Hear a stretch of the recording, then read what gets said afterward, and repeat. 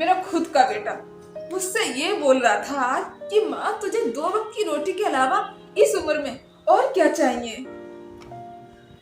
क्या मेरी इस उम्र में और कोई जरूरत नहीं है? अगर आज वो जिंदा होते तो इसकी कभी हिम्मत ना होती जो मुझसे इस तरह से बोल जाता।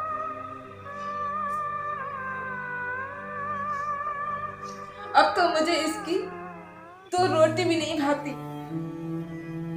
भाभी नमस्ते। नमस्ते।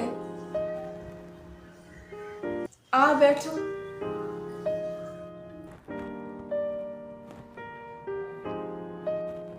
मोहित मुझे रास्ते में ही मिल गया था, ऑफिस जा रहा था। और तबीयत कैसी है तुम्हारी? ठीक हो तुम? भाभी क्या बात है, आप कुछ परेशान सी लग रही हो। देखो ना दीदी, मोहित कितना बदल गया है। मुझसे कहता है कि 2 वक्त की रोटी खाओ और भगवान का नाम लो। अरे इसी दिन के लिए इसे पाल पोस के बड़ा किया था क्या? अच्छा भाभी, वैसे वो बोल भी ठीक रहा है। अरे इस उम्र में चैन से 2 वक्त की रोटी मिल जाए यही बहुत है। ये आप क्या बोल रही हो दीदी? आप भी बहू बेटों का पक्ष ले रही हो। आखिर आपके घर में भी तो बहू बेटे हैं। अगर वो आपको ऐसा बोलेंगे तो आपको अच्छा लगेगा? क्यों भाभी, भूल गई आप? पिताजी के गुजर जाने के बाद माँ ने एक बार अपनी सहेलियों के साथ तीर्थ यात्रा पर जाने के लिए कहा था। तब आपने कितना बखेड़ा खड़ा किया था।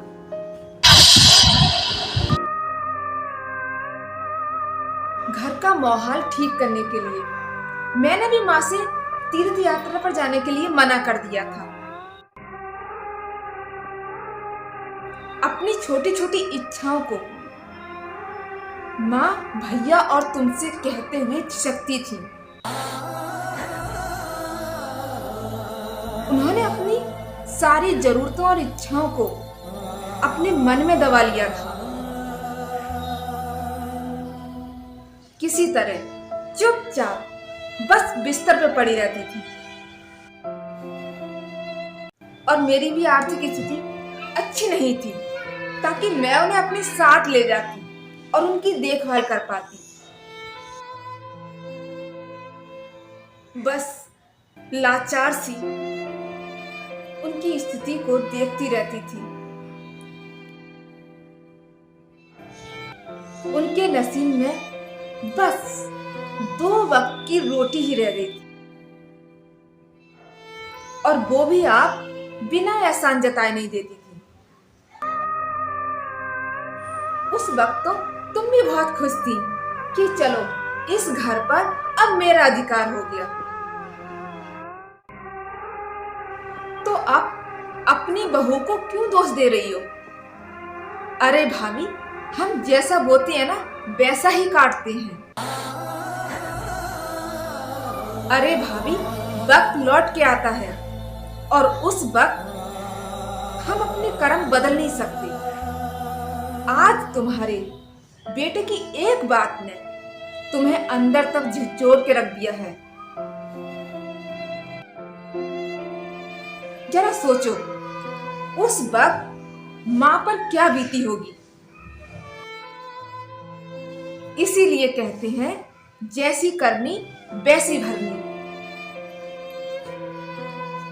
दीदी आप सही कह रही हो। मुझे ये सब मेरे कर्मों की सजा मिल रही है। पर मैं तो अपनी सासू माँ से अब माफी भी नहीं मांग सकती क्योंकि वो मुझे छोड़ के बहुत दूर चली गई है। दोस्तों हम किसी को कड़वी यादें देते हैं तो खुद को भी उस अनुभव के लिए तैयार रखना चाहिए, क्योंकि पता नहीं कब हमारे कर्म लौट के हमारे पास आ जाएं। तो दोस्तों, अगर आपको हमारी वीडियो अच्छी लगी हो तो प्लीज़ आप हमारे चैनल को सब्सक्राइब कर लीजिए और हमारी वीडियो को लाइक कर दीजिए। और बेल आइकन को भी दबा दीजिए।